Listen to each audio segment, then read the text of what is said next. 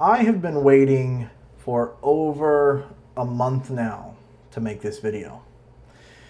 These random Wu-Mao have been going around about how they were going to expose me and telling people that if I didn't take my channel down or quit making videos, then they would post all of my information on the internet.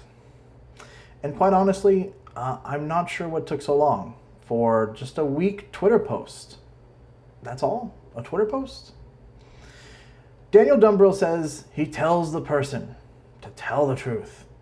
Yes, I told the person in my video to tell the truth because I will not be blackmailed or silenced by Wu-Mao or CCP shills. I made that video to let everyone know that I am not going anywhere. My channel will not stop. But let me first start by saying this. This isn't about animal rights or animal abuse or anything like that at all. These people live in China, okay? A country where animal abuse runs rampant. Has Daniel Dumbrill or Jiao Nation or any of these shills ever spoke out against animal abuse in China? No, never. Go to their channels, type it in. They have never done this. They're not these animal rights activists like they would like for you to believe. Why do they never mention the Yuling Dog Festival, where thousands of dogs are slaughtered, where thousands of dogs are poked, tortured, with some crazy idea that this somehow brings out some kind of amazing flavor in the meat? Not a single video about it from these guys. But do you know who did make a video against that? I did. That's right. I did. And I did it years ago. I did it years ago, well before any of this stuff even happened. So it's a good question. Why would someone with an animal abuse charge make a video against animal abuse? Quite simple. I never intentionally caused any harm on any animal. But did I make a mistake? Yes, I did. Admittedly so, I made a mistake. And I'll explain that in a moment, because it's definitely not what it seems. The goal of these shills is to bring down my channel for mocking them. Look at my channel. All videos mocking them, mocking the CCP, for mocking the Wu-Mao. You see, for you viewers, there's something I want you to understand. There's a lot that goes on behind the scenes. The videos that I make, while entertaining and sometimes serious, are actually quite dangerous for me. My personal information has been put on the internet, and that is why you're seeing it now. My father's name has been used. Wu-Mao's even mocked the death of my mother. They joked about how she died of cancer. But still, I continue to fight against pro-CCP propaganda. I will never give up on this. These pro-CCP Wu-Mao and shills have one goal: to silence anyone anti-CCP. You see, this person sent emails to Zach P, making threats. They even posted his wife's name and the school that he works for. Out of respect for him, I won't post his wife's name or anything like that. This is an effort to silence him and an effort to silence me, because they want me to look at all of these people, the friends that I have, and try to protect them and close my channel. But I hope that this is just a wake-up call for Zach and for a lot of other people that are living in China. You're not safe, okay? That being said, I'm not afraid of the Wu-Maos. I'm not afraid of the shills. And I will continue to make videos against the CCP and the shills. I will continue to expose them for lies and make fun of them. This idea that somehow turning people against me is going to make me close my channel is just a joke. And it's not going to happen. But also, I think with that being said, it is only fair that I do explain the accusations. Again, I'm not perfect, but things are definitely not as they seem. They're not being told correctly. I think it's only fair that I show you just how many lies and how false many of these accusations are. Well, quite simply, they want to make it sound as bad as possible, stretching the truth to the insane lengths, to even imply that I've killed my wife or something. What a joke. Let's start by taking a look at the information they've posted. Not me, they've posted. Warrant served by JCDC, Jackson County District Court. As you can see, there's no served time. The police department doesn't report that they served me. I wonder why. Well, it's very simple. Because they didn't. I turned myself in. I went with an attorney and a bondsman and paid bond, and never sat in jail. I've never even been in the back of a police car, ever in my life. Never been to jail in my life. They say, look at this mugshot. But there's just one problem with this lie. It isn't a mugshot. This is actually my driver's license. Okay? This is a driver's license that I gave to the court system, that I gave to them when I paid for my court costs. Again, I never went to jail. As you can see, these charges are misdemeanor charges. Again, I wonder why that is. I mean, if the stories were true, let's say I gruesomely killed a dog and slept next to its dead body, why would I only get a misdemeanor? Why wouldn't they just throw me in jail? Why wouldn't they put me in a crazy house? I don't know. Well, that's because it's just not true.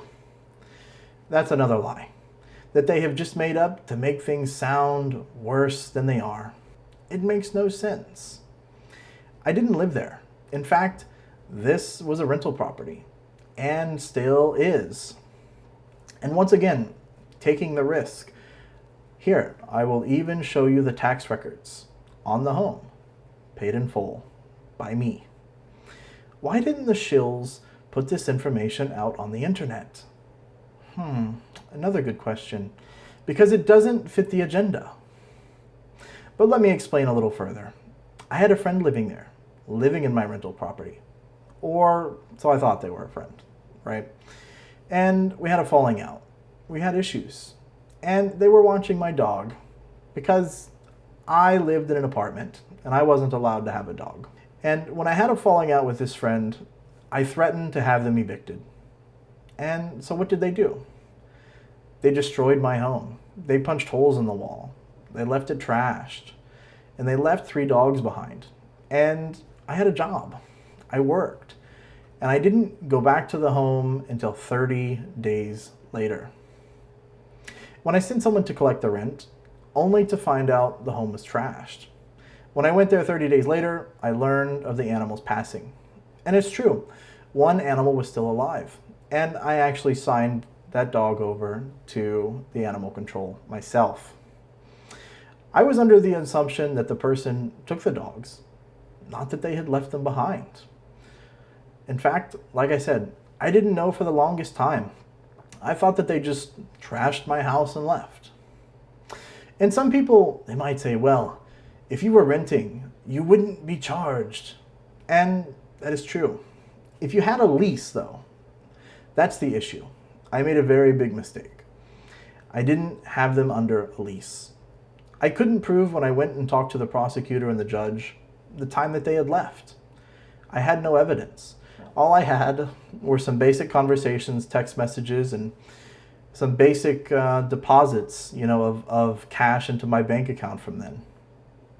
Keep in mind, I thought that this person was a friend. So Daniel Dumbrill said, well, the neighbors called the police. And that's true. When I returned to the home, I found the animals.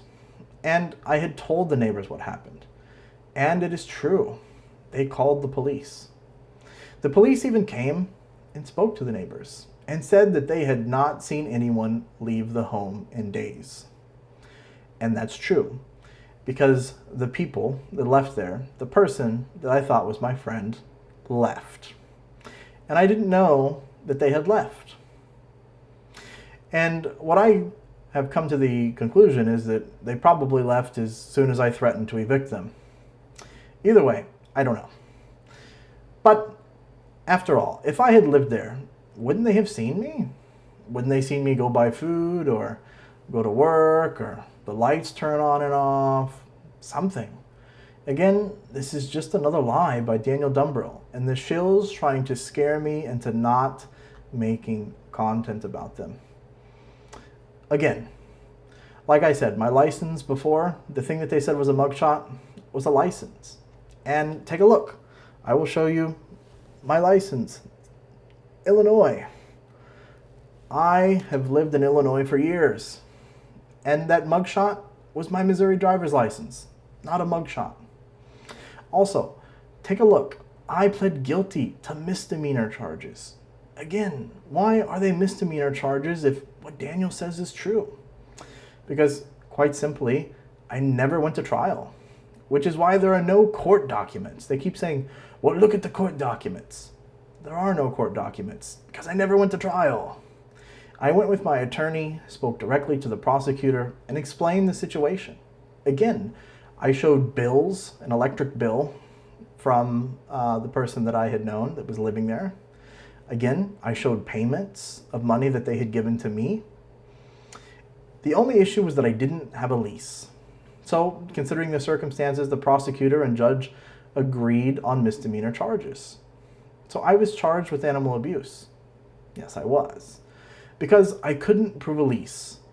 Not because I'm crazy, not because I've killed my wife. All of that stuff is insanity. And that is my fault. Am I sorry that those animals died? Yes, very much so. And that is something that I will have to live with for the rest of my life.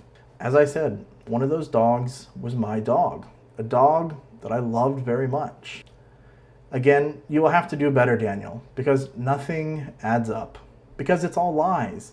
Because you're trying to make it sound much crazier than it is. Again, I will be making more videos about you, Daniel, and the other shills and pro-CCP people, but I won't be making another video about this subject because I'm not going to allow you to distract on my channel from the real reason that I make videos. If you want to make this about me, go ahead. I don't care. Because you cannot refute anything that I say in my shill videos about you or China. So again, Prime in China, like, comment, subscribe, and have a good day.